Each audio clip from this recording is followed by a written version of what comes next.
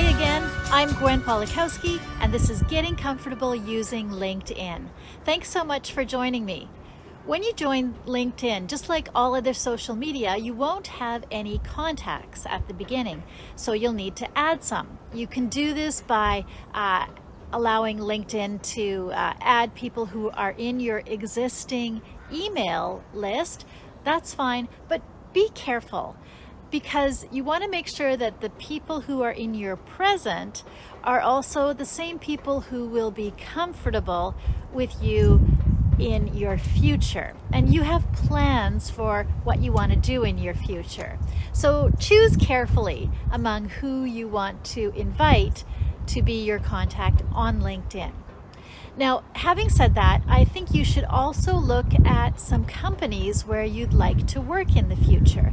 So choose companies to follow and follow their pages, and then also find people who work for those companies in the jobs that you'd like to do, and then send a contact request to someone who does that same job. And you can say something like this: "Hi Bob, I'm interested in working at the same company where you work and doing a similar job. Could I add you to my list of contacts?" Now, most of the time, Bob and people like Bob will accept your request.